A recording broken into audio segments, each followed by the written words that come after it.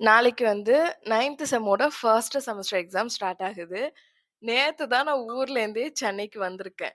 இன்னைக்கு ஒரு நாள் தான் எனக்கு டைம் இருக்கு. நான் 5 மாடியூல்ஸ் கவர் பண்ணணும். அத வச்சு தான் நாளைக்கு எக்ஸாம் நான் எழுதப் போறேன். ஸோ எக்ஸாம் நான் எப்படி ப்ரிப்பேர் பண்றேன், அண்ட் இந்த எக்ஸாம் நான் எப்படி எழுதுனேங்கிறது எல்லாத்தையும் வீடியோவோட எண்ட்ல நான் சொல்றேன். வீடியோவ கன்டினியூவா பாருங்க. அதுக்கு முன்னாடி ஹாய் வெல்கம் பேக் டூ அக்டோபர்ஸ் 20ஸ். நீங்க இன்னும் என் சேனல சப்ஸ்கிரைப் பண்ணாம பார்க்குறீங்கன்னா மறக்காம சப்ஸ்கிரைப் பண்ணிட்டு லைக்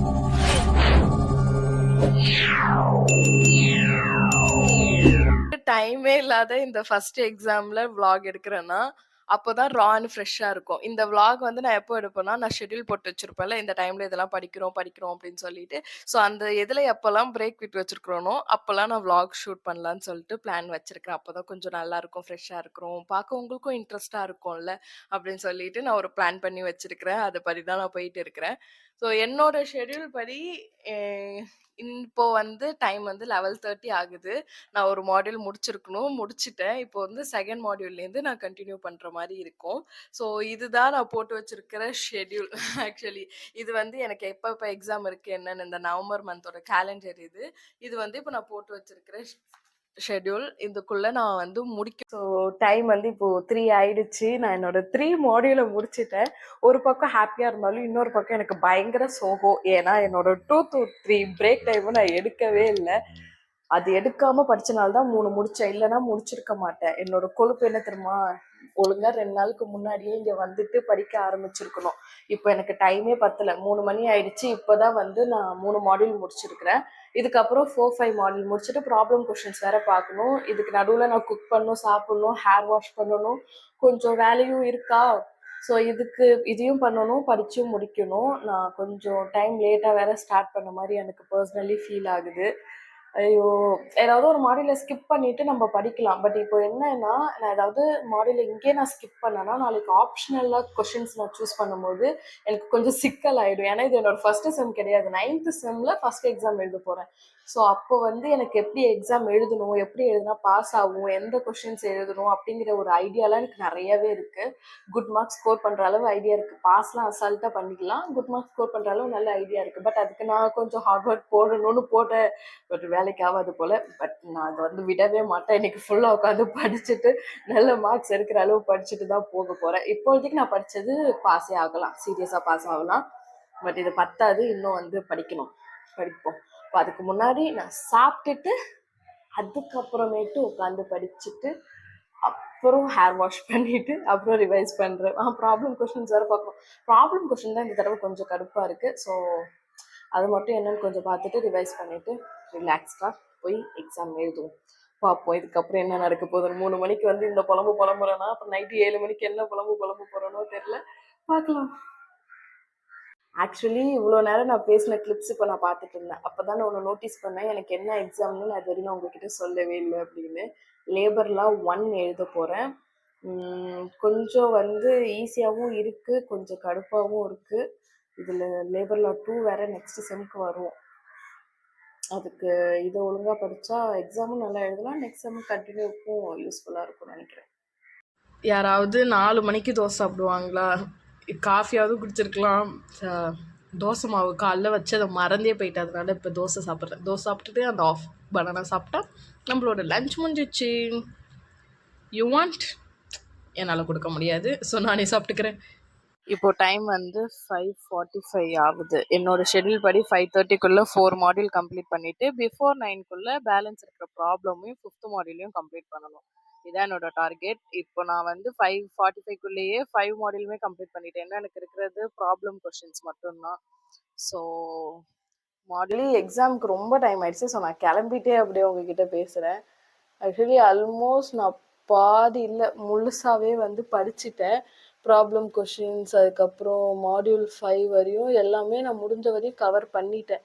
நேத்தியே வந்து இதுக்கு முன்னாடியே ஈவினிங்கே வந்து மாடியூல்ஸ் முடிச்சாச்சு. அதுக்கப்புறம் ப்ராப்ளம்ஸ் படிச்சுட்டு சாப்பிட்டுட்டு தூங்கிட்டேன், வீடியோ எடுக்கல. ஸோ இப்போ எஞ்சி மீதி எல்லாம் ரிவைஸ் பண்ணிட்டு இப்போ நான் கிளம்பிட்டு இருக்கிறேன். இந்த மாவு வாங்க மறந்துட்டேன். ஸோ குக் பண்ண போகிறது கிடையாது. ஃப்ரூட் சாப்பிட்டுட்டு எக்ஸாமுக்கு போனால் அது வரையுமே 12 o'clock வரையும் தாங்கும். அதுக்கப்புறம் வந்து கூட நம்ம ஏதாவது சமைச்சு சாப்பிட்டுக்கலாம், இல்லை கடையில் வாங்கிக்கலாம்.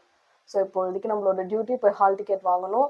போயிட்டு டைம் இருந்தால் திருப்பி ரிவைஸ் பண்ணிவிட்டு எக்ஸாம் ஹால்குள்ள போறது தான். அதுக்கப்புறம் ஒழுங்கா எழுதுறதும் எழுதாததும் படிச்சுட்டோம். இதுக்கப்புறம் ஒழுங்கா எழுதாததும் என்னோட இதுதான். பட் எனிவேஸ் நல்லா தான் எழுதுவேன். நல்லா எழுதலைனாலும் சோகம் ஆகுற பர்சன்லாம் கிடையாது. ஸோ பப்பாயா தான் கட் பண்ணலான்னு பார்த்தேன். ஸோ பனானாவும் இருக்குது, ஒரு ட்ராகன் ஃப்ரூட்டும் இருக்குது. ஸோ எது வேணுமோ ட்ராகன் ஃப்ரூட்டே கட் பண்ணிக்கிறேன். எனக்கு வேற டைம் ஆயிடுச்சு. எப்பயும் இதே வேலை எனக்கு. அதுக்கே காலையில் 6:30 என்னமோ லேட்டாக தான் ஏஞ்சிருக்கேன். ஆக்சுவலி ஒரு 6க்குலாம் ஏஞ்சா கரெக்டாக இருந்திருக்கும். எங்கே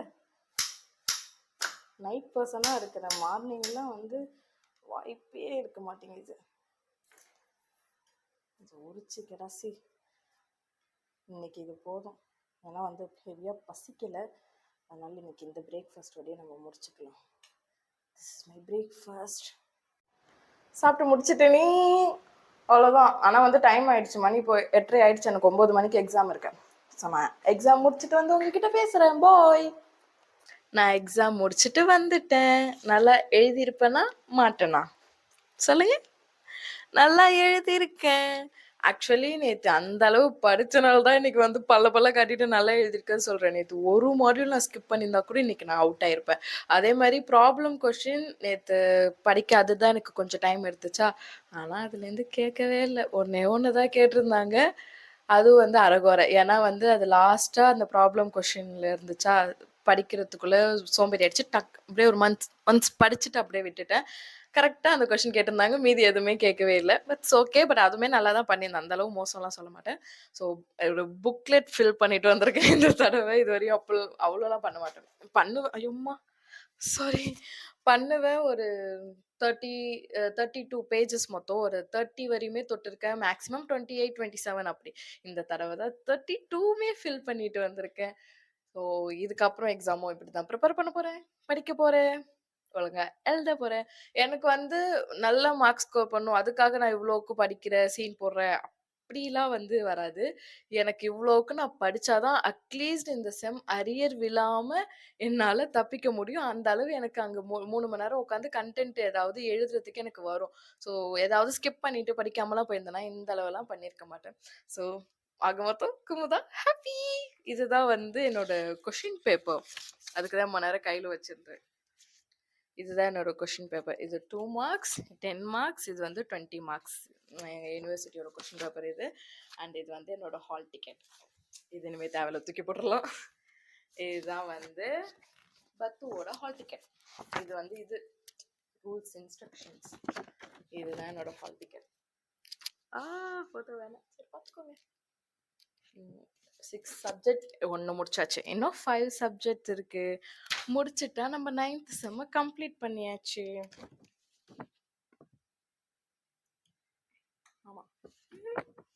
ஸோ அவ்வளோதான். Hope you guys like my video.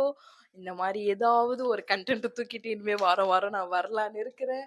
And வந்து நீங்கள் என்ன சேனலை சப்ஸ்கிரைப் பண்ணலன்னா சப்ஸ்கிரைப் பண்ணிக்கோங்க. உங்களுக்கு இதில் ஏதாவது பிடிச்சிருந்தா ப்ளீஸ் கமெண்ட்ஸில் சொல்லுங்கள். அதுக்கப்புறம் எனக்கு நிறைய நியூ சப்ஸ்கிரைபர்ஸ் வந்திருக்கீங்க. எல்லாருக்கும் தேங்க்யூ ஸோ மச் என்னை சப்ஸ்கிரைப் பண்ணதுக்கு. அவ்வளோதான். பாய். இன்னொரு வீடியோவில் பார்க்குறேன் உங்களை எல்லாரையும். பாய்.